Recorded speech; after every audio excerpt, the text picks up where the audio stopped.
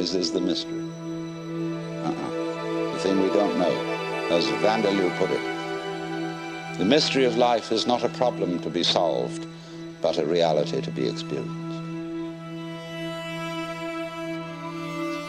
If there were not that, you see, there would be no life.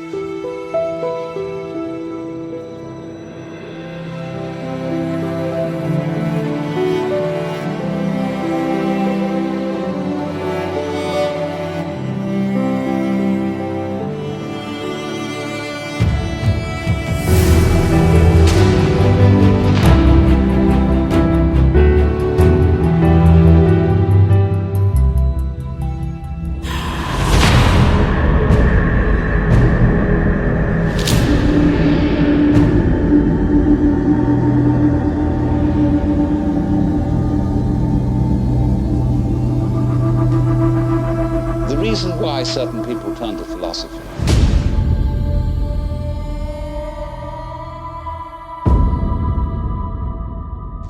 Why I became a philosopher was that since I was a little boy, I always felt that existence as such was weird.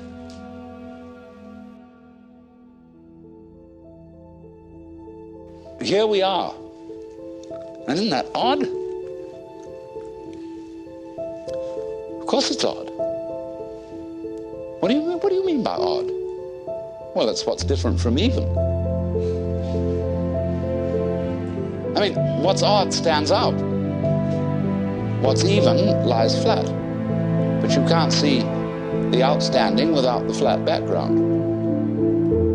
Here's the thing standing out. It's odd. Each one of you is odd. Strange. Unique, particular, different.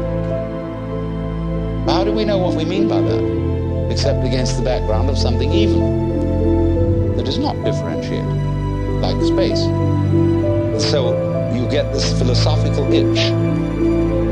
You begin to scratch your head and think about, why is that so?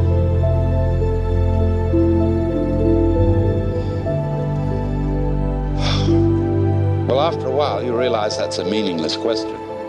And you ask, how is it so? Well, that leads you into science and other investigations.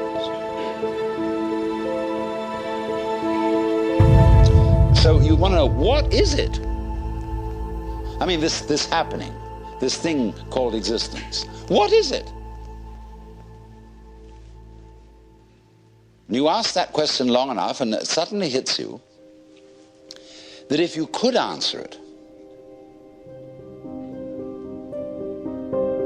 you wouldn't know what terms to put the answer in. I mean, when we investigate the properties of nature, and we do get some answers, all the answers are in terms of particular structures, forms, patterns. And these can be measured, and their behavior can be predicted. But when I want to ask the question, what are the forms made of? I mean, what is it really? We can't think of any way in which we could answer the question.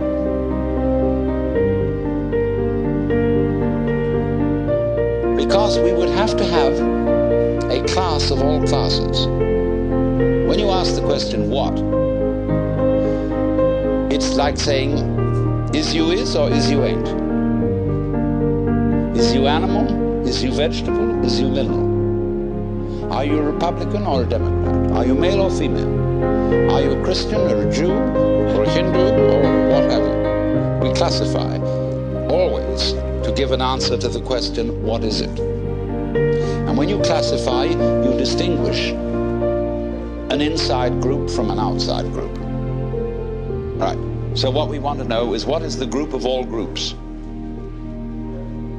Well, we can't imagine what the outside would be. So we can't answer the question. What is it? So the physicists finally abandoned the quest for stuff. And they gave us a description of the universe entirely in terms of form. the pattern, not the stuff. When people ask, what's the web? Yeah, but you can't do that. What's the pattern made of? Surely mustn't there be an answer to that? See, what happens is, when you turn up the microscope, all stuff turns into form. It becomes articulate. You know, the carpet looks like some sort of stuff.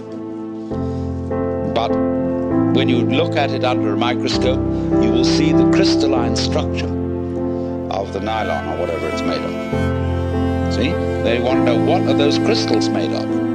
All right? Turn up the volume, and you will find molecules. Turn up the volume, you find wavicles. But the wavicles must be of something. But of course they're not. We find substance or stuff totally vanishes.